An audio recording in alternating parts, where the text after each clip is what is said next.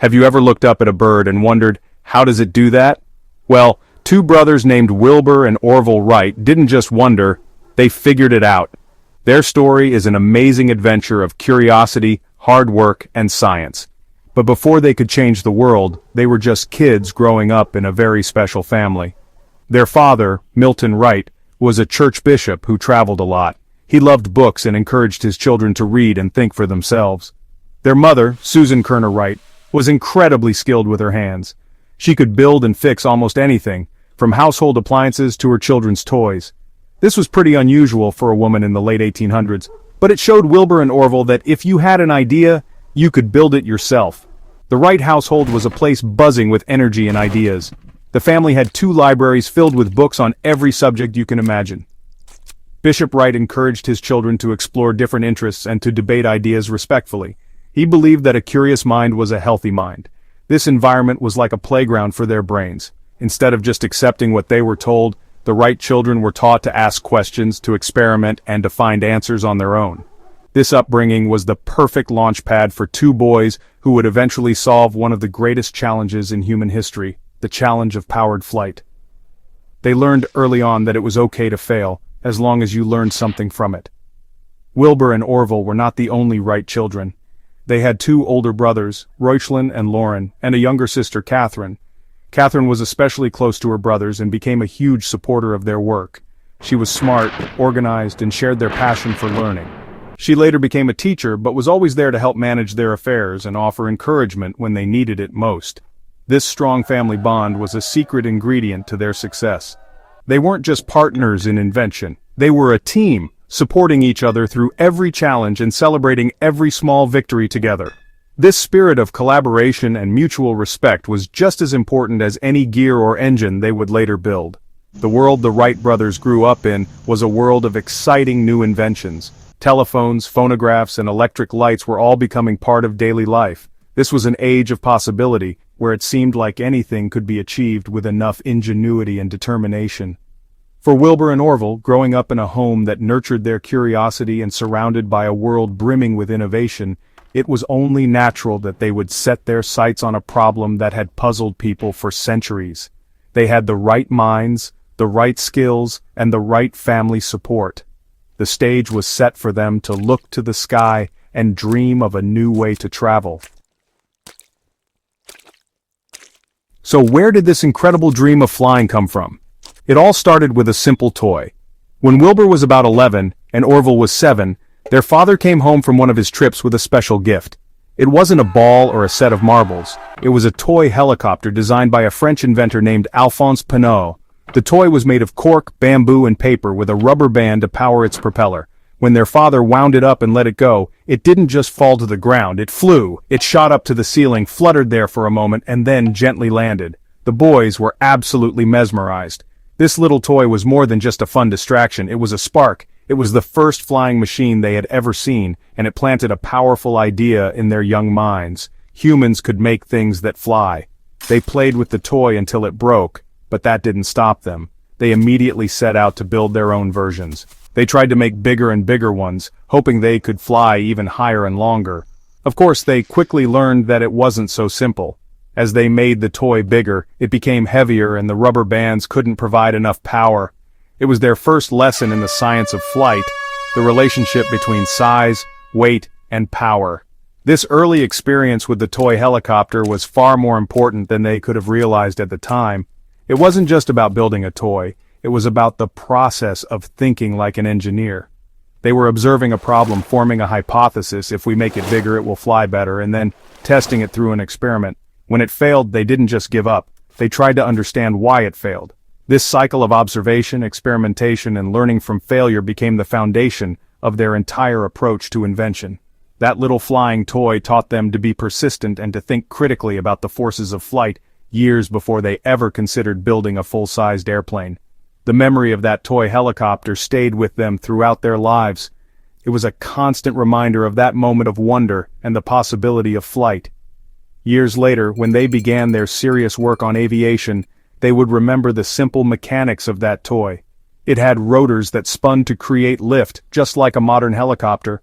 More importantly, it had shown them that controlled flight was not magic. It was a matter of science and engineering. That small gift from their father did more than just fly to the ceiling of their living room. It launched a lifelong passion that would eventually lift humanity into the sky. Before they were airplane inventors, the Wright brothers were businessmen. In 1892, they caught the bicycling craze that was sweeping the nation and opened their own bicycle shop in Dayton, Ohio. First, they repaired bikes, and then they started building their own. Their brand, the Wright Flyer, a name that would become very famous later on, was known for being lightweight and strong. This bicycle business was more than just a way to make a living. It became their personal laboratory. Working with bicycles taught them practical skills that were absolutely essential for building the first airplane. It was a hands-on education in mechanics, engineering, and manufacturing. Think about a bicycle. It's a wonderful machine that relies on balance, control, and a lightweight frame. In their shop, the Wrights became experts in working with metal tubes, chains, sprockets, and gears. They learned how to build structures that were both strong enough to carry a person and light enough to move efficiently. These are the exact same challenges you face when trying to build an airplane. Their workshop was filled with tools like lathes and drill presses, which they used to shape wood and metal with incredible precision. This experience gave them the confidence and the know-how to build almost any mechanical part they could imagine for their flying experiments. The bicycle shop was also where they honed their problem-solving skills. When a customer came in with a broken bike, Wilbur and Orville had to diagnose the problem and come up with a clever solution. This daily practice of troubleshooting and innovation was perfect training for the much bigger problems they would face with aviation. Furthermore, the money they earned from the bicycle shop funded their entire aviation project. They didn't have a wealthy sponsor or government grant.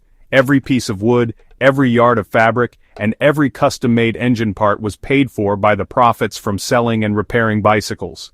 Their business gave them both the skills and the financial independence to chase their dream. Most importantly, the experience of riding a bicycle taught them an intuitive lesson about balance and control. To ride a bike, you have to constantly make tiny adjustments to keep from falling over. You lean into turns. The Wrights realized that a flying machine would need to be controlled in the same way. Other inventors at the time were focused on building inherently stable aircraft, planes that would fly straight on their own. The Wrights believed this was the wrong approach. They knew from their bicycles that the pilot needed to be in active control, constantly balancing the machine against the forces of the wind. This key insight, born from their everyday work, would set them apart from everyone else. When the Wright brothers decided to seriously tackle the problem of flight, they didn't just start building things randomly. They approached it like true scientists. First, they went to the library and read everything they could find about aeronautics. They studied the work of other pioneers like Otto Lilienthal, a German glider pilot who had made many successful flights before tragically dying in a crash. They learned from his successes but also from his failures. They realized that Lilienthal had mastered lifting his glider into the air, but he hadn't solved the problem of how to control it once it was flying. This, the Wrights decided, was the most important piece of the puzzle. They understood that a flying machine needed three things to work: lift, to get it off the ground, power to push it through the air, and control to steer it. Most inventors were focused on lift and power, trying to build powerful engines and big wings. But the Wrights knew from their bicycle experience that control was the key. They broke the problem down into three types of control, or three axes of motion. There was pitch, which is tilting the nose up or down. There was yaw, which is turning the nose left or right like a car. And the trickiest one was roll, which is tilting the wings from side to side, like a bird banking in the wind. To test their ideas, they started by building kites, and then large gliders that a person could fly in. In 1900, they traveled to a place with strong, steady winds, Kitty Hawk, North Carolina. Their first gliders were based on the existing scientific data from other researchers, but they quickly ran into problems. The gliders didn't produce as much lift as the calculations said they should. They weren't getting the performance they expected. Instead of giving up, they trusted their own observations over the published books. They realized the existing data about how air moves over a curved surface, the very science of lift, was wrong. This was a huge setback, but it led to one of their most brilliant innovations. Back in their Dayton bicycle shop, they decided they needed to do their own research. So, in the winter of 1901, they built a wind tunnel. It was a simple wooden box, 6 feet long with a fan at one end to create a stream of air. Inside this tunnel, they tested hundreds of different miniature wing shapes, all made from metal. They carefully measured the lift and drag each shape created. This systematic research gave them the most accurate and reliable aeronautical data in the world.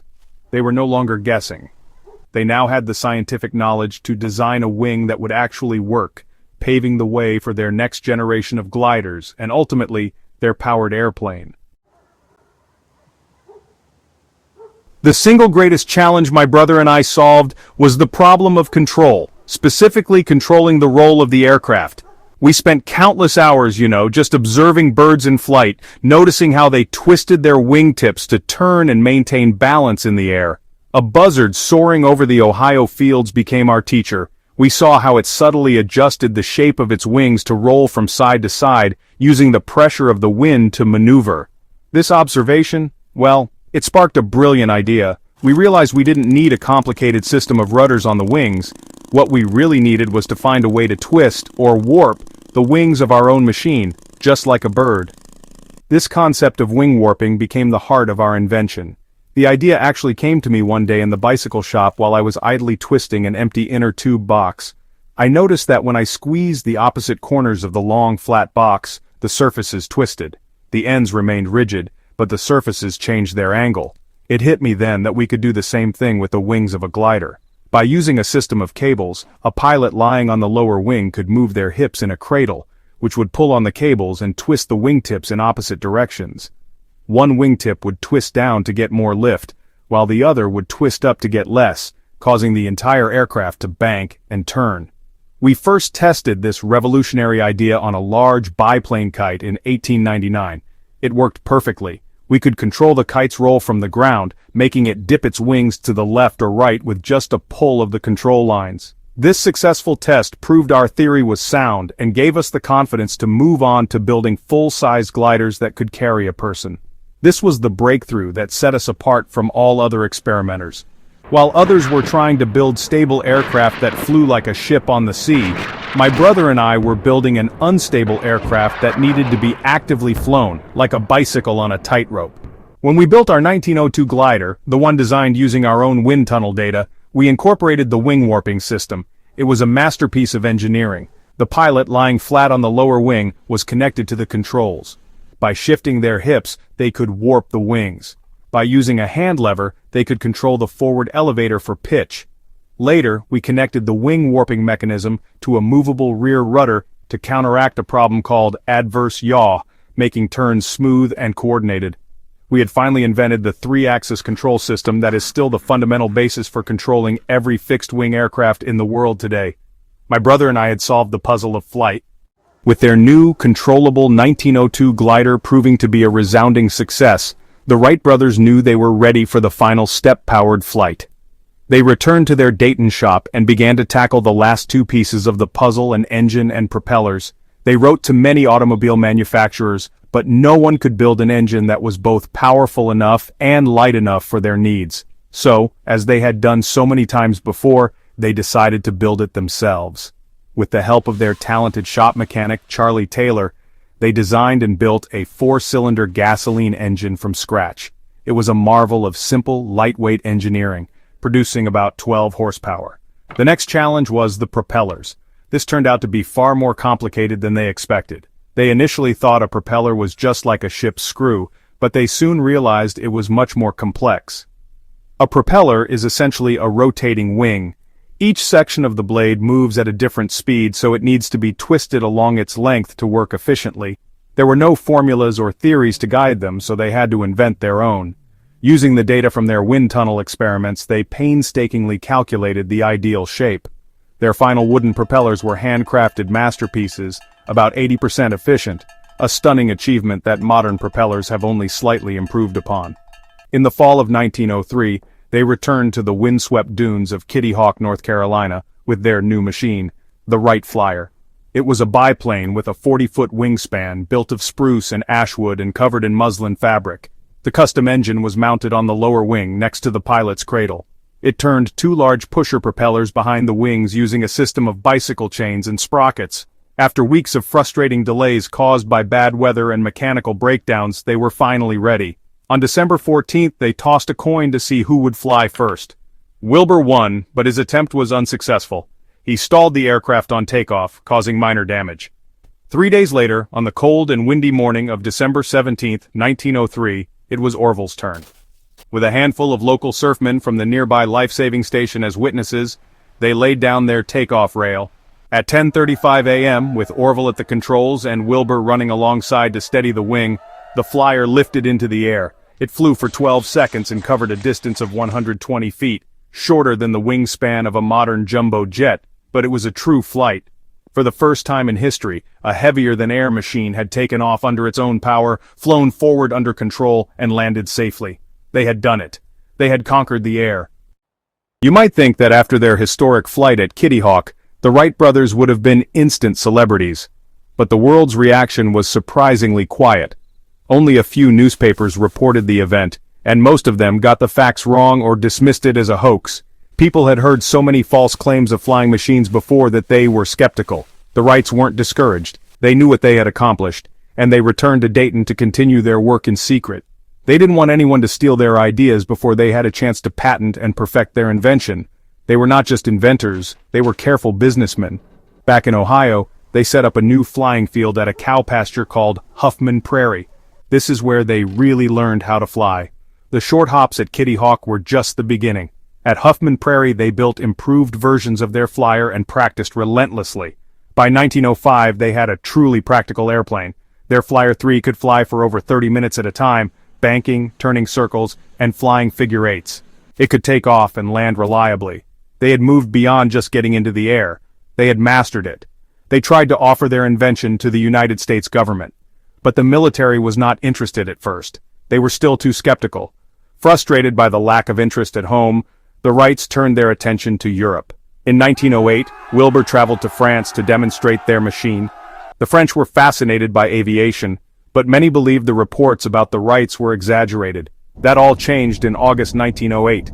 At a racetrack near Le Mans, Wilbur took to the sky and put on a stunning display of aerial control. He flew with a grace and precision that no one in Europe had ever seen. The crowds were speechless, then erupted in cheers.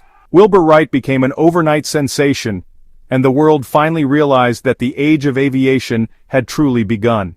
At the same time, Orville was conducting his own public demonstrations back in the United States for the United States Army. He too wowed the crowds and convinced the military of the airplane's potential. Tragically, these demonstrations were also the site of the first fatal airplane crash, which severely injured Orville and killed his passenger, Lieutenant Thomas Selfridge. Despite this setback, the brothers had proven their point. They secured contracts with the United States Army and a French syndicate. The Wright brothers were no longer two unknown bicycle makers from Ohio. They were global celebrities and the undisputed fathers of modern aviation. The world was finally ready for their invention. The invention of the airplane was not just a new way to travel. It was an invention that would shrink the globe and reshape human civilization forever. In the beginning, its uses were small. The first airplanes were used for exhibition flights at fairs and for mail delivery. The United States Post Office saw the potential for speed, and the first official airmail route began in 1918. This was a huge step as it proved that airplanes could have a practical, commercial purpose. Suddenly, a letter that took days to cross the country by train could arrive in a matter of hours. The world started to feel a little bit smaller. The impact on business and travel was revolutionary. As airplanes became larger, safer, and more reliable, passenger airlines began to form in the 1920s and 30s. Journeys that once took weeks by ship could now be completed in days. This opened up the world to international trade and tourism on a scale never seen before. Business leaders could meet face-to-face with partners across the ocean. Families could connect with relatives living on different continents. The airplane created a new global network, fostering cultural exchange and economic interdependence. It changed our very perception of distance and time. Of course, the airplane also had a profound and terrible impact on the military. When World War I began in 1914, airplanes were flimsy machines used mostly for reconnaissance, to see what the enemy was doing, but very quickly, they were adapted for combat. Pilots started by throwing grenades and shooting pistols at each other, But soon, planes were armed with machine guns, leading to the dramatic dogfights of ace pilots. The airplane became a weapon of war, used for bombing and strategic attacks. This new dimension of warfare changed military strategy forever, making it possible to strike deep behind enemy lines from the air. The Wright's invention unleashed a wave of technological innovation that continues to this day. It spurred the development of more powerful and efficient engines, new lightweight materials like aluminum alloys, and advanced sciences like aerodynamics and meteorology. Airports, air traffic control systems, and entire industries grew up to support this new mode of transportation. From the first 12-second hop at Kitty Hawk, the airplane evolved into supersonic jets, massive cargo planes, and the spacecraft that would eventually take us to the moon. The Wright brothers didn't just invent a machine, they unlocked the third dimension and gave humanity the keys to the sky. The legacy of Wilbur and Orville Wright is so much more than just the invention of the airplane. Their true legacy is a way of thinking. It's about how they approached a problem that had stumped the greatest minds for centuries. They showed the world the power of curiosity, persistence, and the scientific method. They didn't have fancy degrees or government funding. They had a bicycle shop, a wind tunnel they built themselves, and an unstoppable belief that they could solve the puzzle. Their story teaches us that with careful observation, rigorous experimentation, and the courage to challenge accepted ideas, ordinary people can achieve extraordinary things. Their methodical approach is a blueprint for innovation that is still relevant in every field of science and technology today. First, they did their homework, studying the work of those who came before them. Then, when the existing data proved unreliable, they had the courage to start from scratch and conduct their own research. They broke a massive problem, flight, down into smaller, manageable parts: lift, power, and control. They focused on the most critical part, control, and solved it with a clever, nature-inspired solution: wing warping. This systematic process of identifying a problem, researching it, experimenting, and refining is the very heart of engineering and scientific discovery. Every time you see an airplane in the sky, you are seeing the Wright brothers' legacy in action. The fundamental principles of control they discovered, pitch, yaw, and roll, are still used to fly every fixed-wing aircraft, from a small Cessna to the largest Airbus A380. The ailerons on the wings of a modern jet are a direct, more sophisticated descendant of their wing warping system.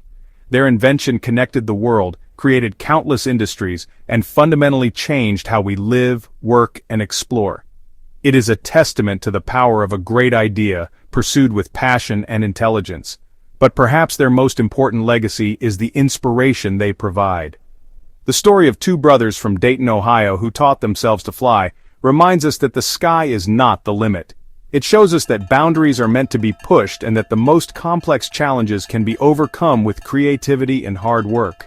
In 2021, when NASA flew a small helicopter named Ingenuity on Mars, they carried a tiny piece of fabric from the wing of the 1903 Wright Flyer.